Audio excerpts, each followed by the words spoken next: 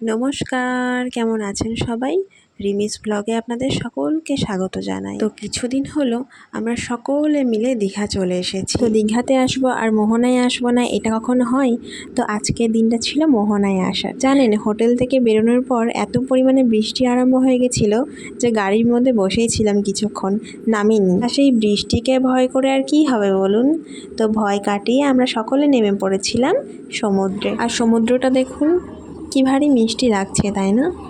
আর আমার তো উঠতে ইচ্ছা করছিল না, তো মা আমাকে ডাকছিল যে আর কত ভিডিও করবি, কত ফটো তুলবি, এবার উঠে আয়। আর মোহনাতে এত জোরে হাওয়া দিচ্ছিল না, ফোনটাও ঠিকমতো ধরতে পারছিলাম না। এত দূর থেকে যদি ওখানে শুধুমাত্র 2-3 দিনের জন্য গিয়ে সুন্দর মুহূর্তগুলো ক্যামেরাবন্দি করে নাই নিয়ে আসতে পারি, তাহলে আর ফোনটা থাকার কি মানে দাঁড়ায়, তাই না?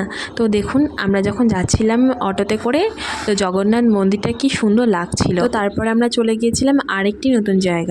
এই জায়গাটার নাম হচ্ছে তালসারি। এখানে আমরা বিশেষ করে লাল কাঁকড়া দেখতে গিয়েছিলাম। তো এত জোয়ার চলছিল সেই সময়, লাল কাঁকড়া কেন, কোনো কাঁকড়াই দেখতে পাইনি।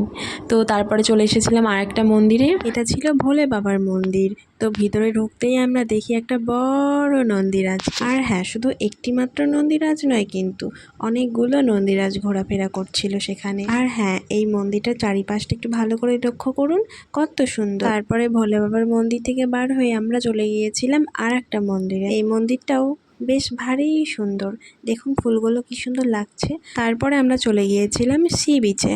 এখানে ঢেউগুলো এত জোরে জোরে আসছিল না, দেখুন মানুষগুলো ঢেউয়ের সঙ্গে অনেকটা সরে আসছিল। তারপরে চলে গিয়েছিলাম আমরা আর একটা পার্কে। তো এই পার্কটাও দেখার মতো ছিল, যেদিকেই তাকাচ্ছি সেই দিকেই সৌন্দর্য আর সৌন্দর্য। তারপরে চলে গিয়েছিলাম আমরা একটু ভিতরের দিকে। এটা তো সবে ঢুকছিলাম গেট আর কি, গেটের সাইডেই এত সুন্দর সুন্দর জায়গা, তো ভিতরে না জানি কত সুন্দর হবে। তারপরে আমরা একটু ভিতরের দিকে চলে যাচ্ছিলাম, আর আমার ক্যামেরাটাকে বড়মাকে বলছিলাম যে বড়মা, আমার ক্যামেরাটা একটু ধরে দাও না। তো বড়মা বললো ঠিক আছে, দে আমাকে, আমি ধরে দিচ্ছি। তো তারপরে আমরা চলে গিয়েছিলাম একদম সি বিচের ধারে। আসলে ওই দিকটা আলাদা একটা দিক, আর এই দিকটা হচ্ছে আর একটা দিক। আর সামনে একটা জিনিস লক্ষ্য করছেন, একটা স্টিলের গেট দেখা যাচ্ছে, ওটা দিয়ে আমরা বার হব। গেটটা কিন্তু বেশ আঁকাবাঁকা ছিল। আর বড়মার হাতে ক্যামেরা দিয়ে বড়মা কি করলো জানেন? একটুখানি যাওয়া মাত্রই বড়মা পিছন থেকে ডাক দিল যে ক্যামেরাটা নিয়ে যেতে।